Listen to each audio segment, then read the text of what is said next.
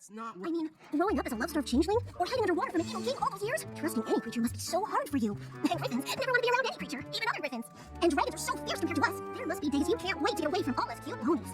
Everybody knows yaks think yaks are best. Making friends with any other creature must seem like a step down. It's just so impressive how you keep trying to understand friendship, even though it isn't in your nature. Okay, so I know Cozy is just being a jerk here because she's a villain, but there does seem to be an unspoken implication that ponies, compared to other creatures, are the best at friendship. Fans of My Little Pony Friendship is Magic, such as myself, know that this isn't the case. In fact, even the overarching plot of the show is dedicated to helping various creatures, including ponies, especially ponies, become better at friendship to help unify the world, which is done through Twilight Sparkle and her friends. That's all well and good. A kids/family show teaching about friendship and good morals.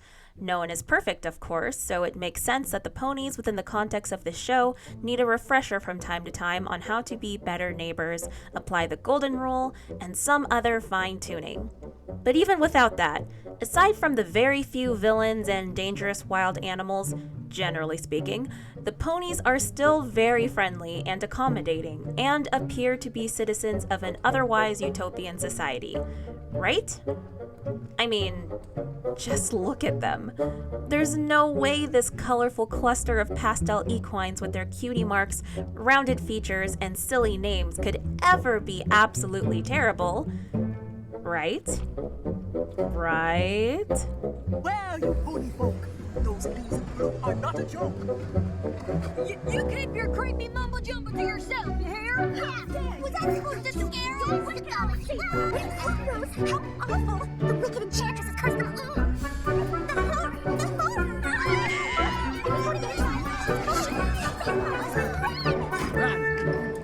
I know this stuff.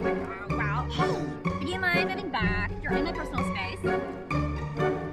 But seriously, do you need your asparagus so badly? Get out line.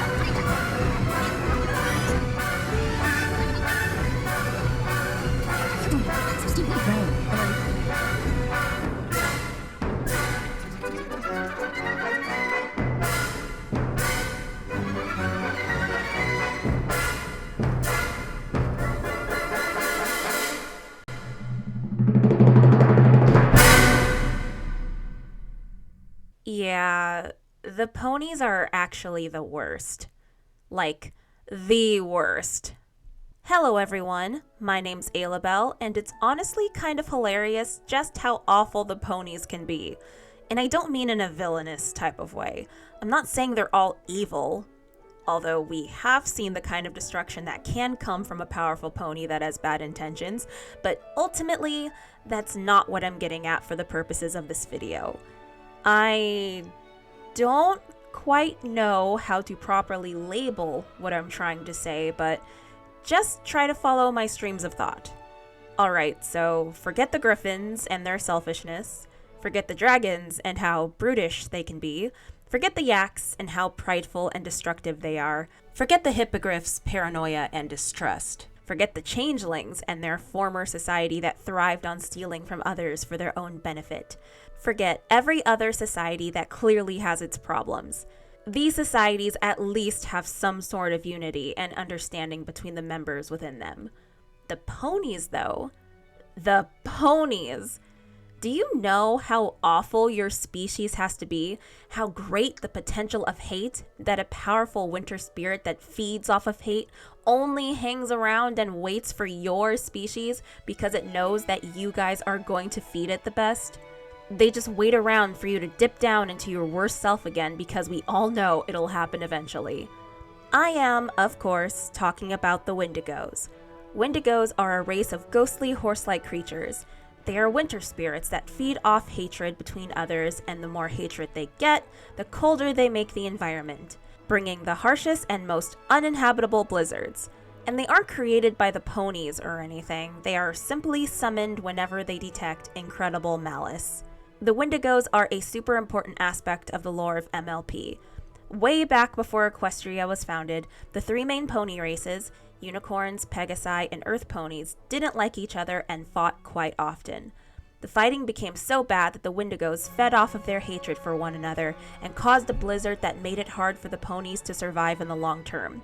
It wasn't until 3 specific ponies of each race decided to stop fighting and get along, seeing the value of friendship and working together, that the warmth of their friendship melted the blizzard and ice away and fended off the Windigos.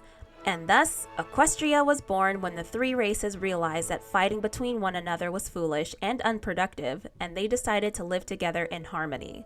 This story equally proves that the ponies have a tremendous potential, probably the highest potential, for love and friendship. Since friendship is literally magic, of course more progress gets made in their society, and said friendship is a hugely positive influence on the world around them. A super friendly pony is probably the most friendly creature in the world. But we can't ignore the other side of that coin. Here's the flat out truth. The ponies are inherently racist, with a sprinkle of speciesism. It's like their default. It's super easy for them to be suspicious of others and super easy for them to be condescending. And when their racist switch is turned on, they don't hide their malice. And the fact that the Windigos latch onto them pretty much exclusively means that the hatred the ponies feel is deep and purely sincere. We're talking unadulterated loathing. Once the ponies learn a grand friendship lesson, it's easy for them to flip that switch into friendly mode and be super awesome. But it doesn't take much to get them to revert. There's exceptions to this, of course, but pony society as a whole just isn't great. Let's explore a few notable instances of the pony shenanigans in the show. We already know about the founding of Equestria. We saw the races fighting with one another. The Windigos were summoned. The citizens of Ponyville, every single one of them, for who knows how many years, hid from Sakura the zebra every time she went into town simply because she looked and acted differently from them. And let's not forget when the ponies of Appaloosa took over the land of the buffalo without giving them a single thought. A great bit of entitlement there. Sure, you could chalk this up to ignorance, as the ponies didn't understand the importance of that land, nor did they notice that the land they claimed was already being used by someone else, but it still isn't a good look. Special shout out to Magical Mystery Cure, where we learned that everyone in town is only friendly because Pinkie Pie is keeping them all happy. Without Pinkie, and with a dash of stress, every pony starts hating one another almost instantly. Which is, quite frankly, really concerning.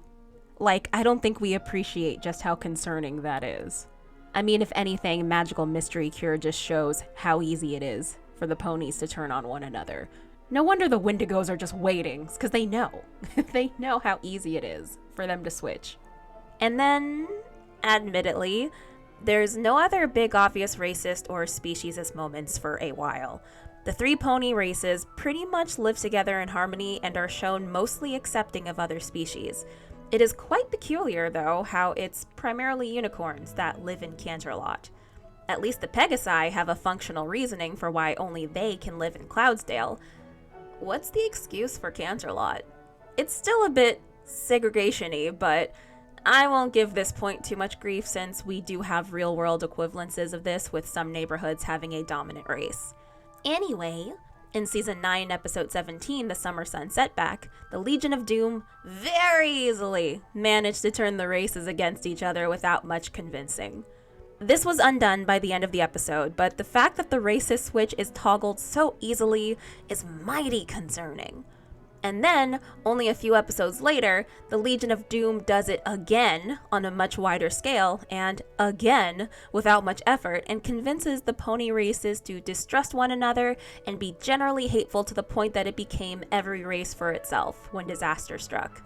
Like, The Ponies just relearned the lesson of don't be racist only a few days ago and needed virtually nothing to fall back on old habits. The hatred was so deep that the Windigos came back again and almost destroyed Equestria. So despite the show actually going seasons without there being an issue about racism or speciesism, the fact of the matter was that there simply wasn't a trigger for it. Something has to flip the racist switch. It doesn't just happen on its own. It doesn't take much to flip the switch, but it still needs something. Which means that aside from the main characters, the Ponies' friendship is severely weak. Like, when it's there, it's super powerful, but breaks so easily, which is very much an oxymoron, I know.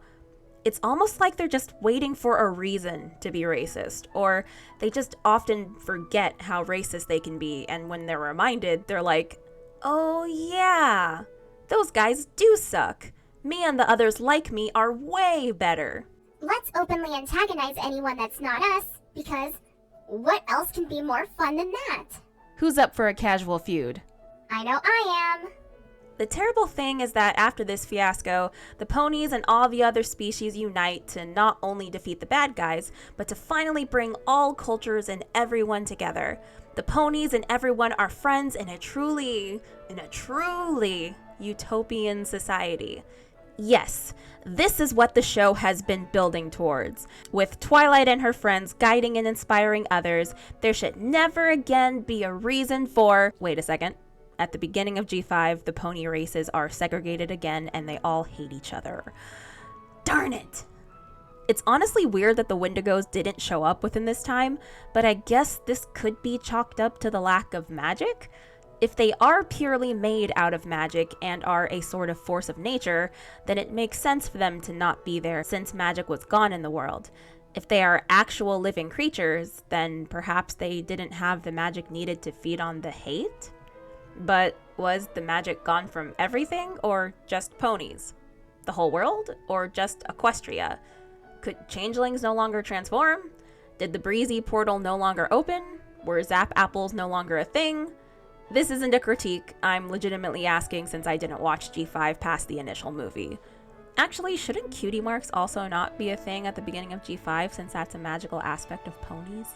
Whatever, I'm getting sidetracked. Either way, the Ponies fell back into their racist ways yet again.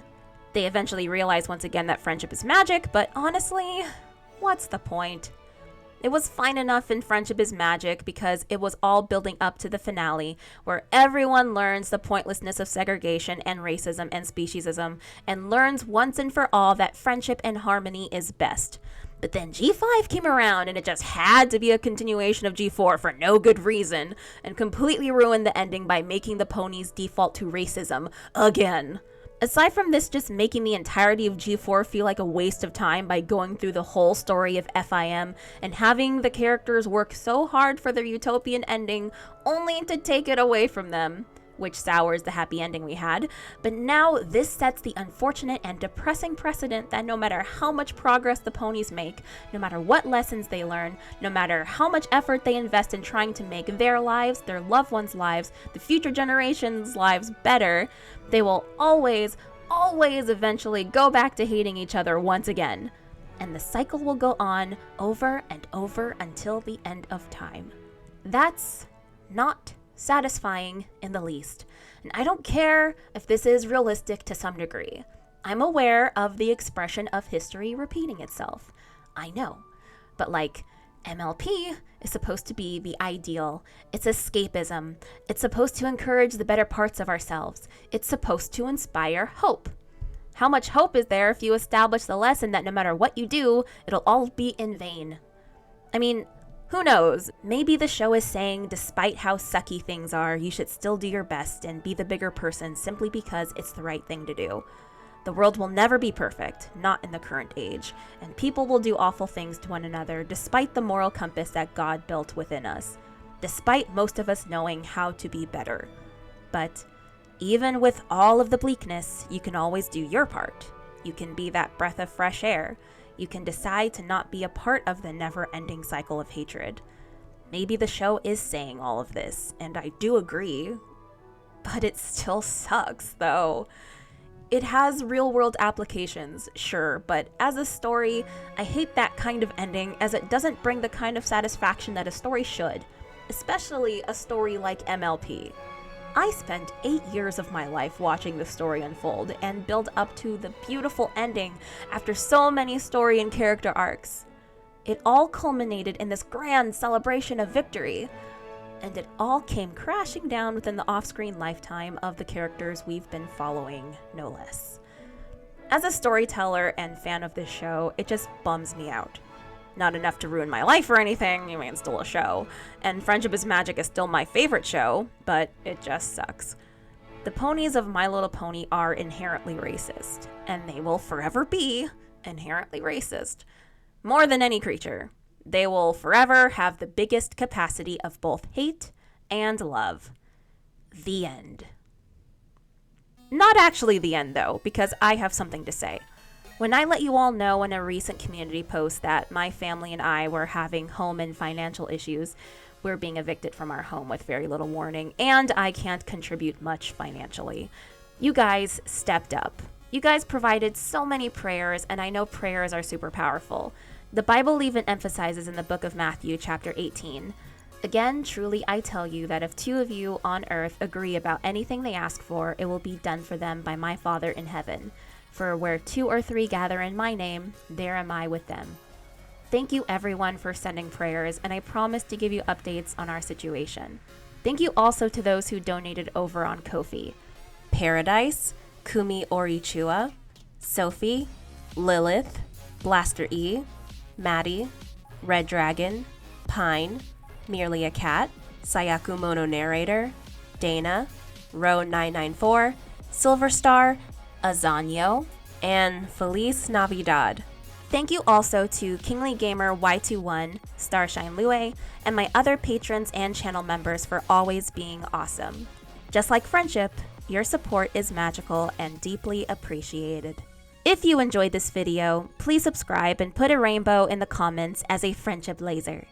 But as for now, that's all there is. There isn't any more.